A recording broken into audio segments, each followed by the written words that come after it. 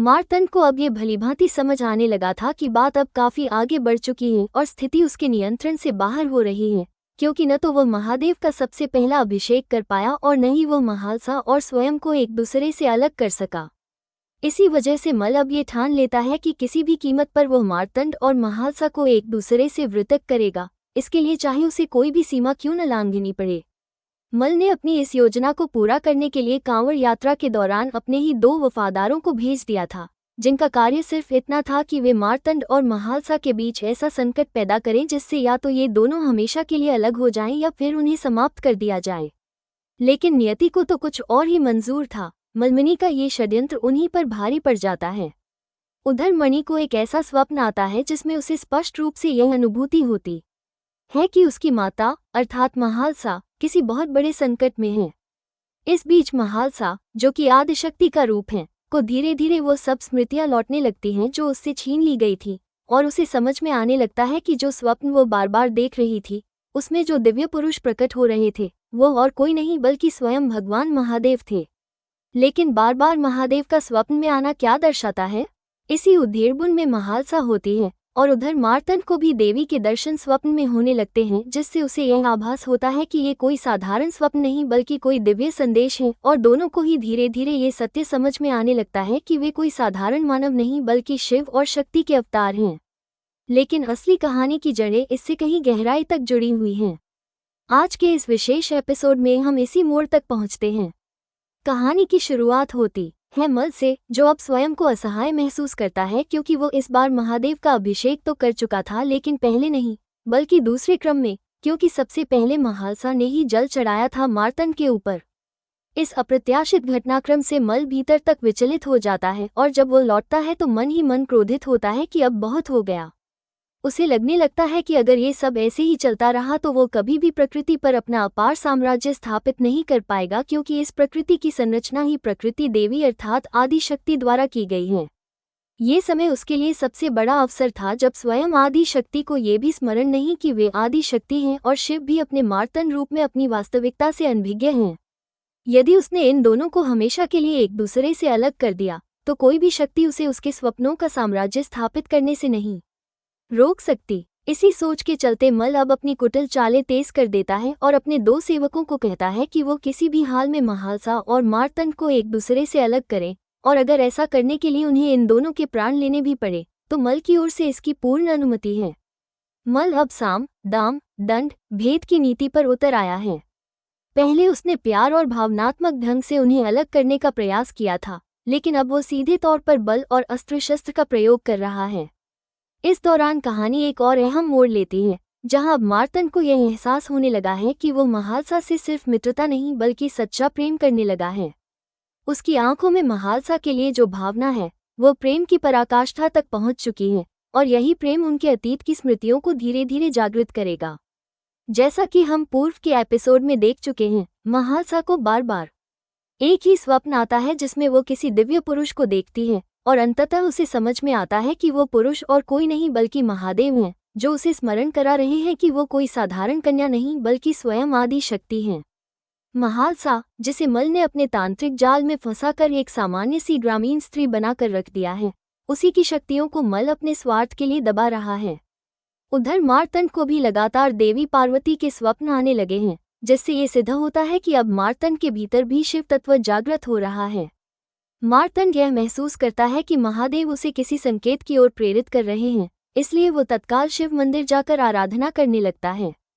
उसी समय महालसा भी वहां आती है, जो पूरी तरह से सज-धज कर मंदिर जाने के लिए तैयार होती है। लेकिन मंदिर के प्रांगण में प्रवेश करने से पहले ही उसे एक बार फिर अपने अतीत की याद आने लगती है। उसे स्मरण होता है कि कैसे उसने पहले भी 2 बार शिव मंदिर में प्रवेश का प्रयास किया था, जिसमें एक बार उसने मंदिर में पग भी रख दिए थे, लेकिन उसी समय एक भयानक दुर्घटना घटित हो गई थी। एक ऐसा हादसा जिसने न सिर्फ उसे बल्कि पूरे गांव की महिलाओं को अचेत कर दिया था। सभी स्त्रियां बेहोश हो गई थीं।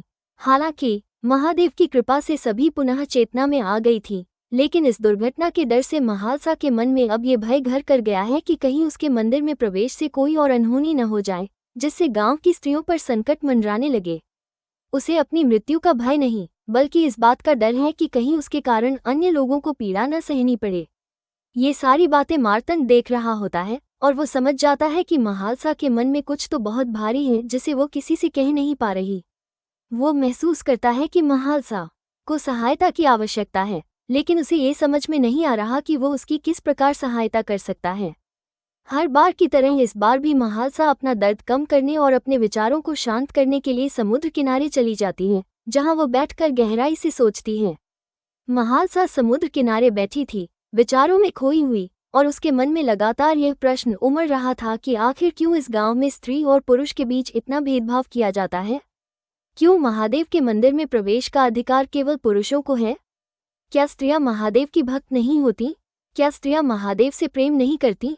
इसी द्वंद्व के बीच मार्तंड उससे कहता है, अवश्य करती हो, लेकिन प्रथा को तोड़ने के लिए सबसे पहले तुम्हें स्वयं को बदलना होगा। जब तक तुम खुद को नहीं बदलोगी, तब तक समाज भी नहीं बदलेगा। मार्तंड के इस कथन ने महालसा के अंतर्मन को झकझोर कर रख दिया और वो ये स्वीकार करने लगती है कि मार्तंड के शब्दों में सच्चाई है। यदि वो केवल क्रोध के सहारे अपने अधिकारों की मांग करती रहेगी, तो इससे कुछ भी हासिल नहीं होगा। उसे अपने अधिकारों के योग्य बनना होगा, खुद को सिद्ध करना होगा कि महादेव केवल पुरुषों के नहीं बल्कि स्त्रियों के भी संरक्षक हैं। इस विचार के साथ वो अपने भीतर आत्मबल को जागृत करती है, लेकिन तभी अचानक कुछ अज्ञात लोग उस पर हमला कर देते हैं और उसे जबरन पकड़ लेते हैं। ये दृश्य देख मार्तंड विचलित हो उठता है और महालसा की रक्षा के लिए आगे बढ़ता है, लेकिन उससे पहले ही एक व्यक्ति पीछे से मार्तंड के सिर पर जोर से वार करता है, जिससे वो बेहोश हो जाता है और उसके कुछ साथी उसे वहां से उठाकर ले जाते हैं। महालसा भी बचने की कोशिश करती है और मार्तंड के पास पहुंचने की हर संभव कोशिश करती है, लेकिन उसके सारे प्रयास असफल हो जाते हैं। दोनों को एक दूसरे से वृतक कर दिया जाता है और मल इस पूरे दृश्य को देखकर अत्यंत प्रसन्न होता है, क्योंकि उसे लगता है कि अब उसका उद्देश्य पूर्ण होने ही वाला है, शिव और शक्ति का एक दूसरे से सदा के लिए वियोजन। वो सोचता है कि मार्तंड को अब मृत्यु के घाट उतार दिया जाएगा और हर्ष में जोर जोर से हंसने लगता है। लेकिन उसे कहाँ पता था कि उसकी इस कुटिल योजना को उसका ही भाई मणि नष्ट करने वाला है। मणि को एक ऐसा स्वप्न आता है जिसमें वह देखता है कि महालसा यानी धरती पर अवतरित आदि शक्ति एक भीषण संकट में है। इस भयावह स्वप्न से विचलित होकर मणि स्वयं को अपराधी महसूस करता है और सोचता है कि वह इतनी बड़ी देवी का भक्त होकर भी निष्क्रिय बैठा है। वो तत्काल निर्णय लेता है कि उसे अब किसी भी कीमत पर महालसा की रक्षा करनी होगी।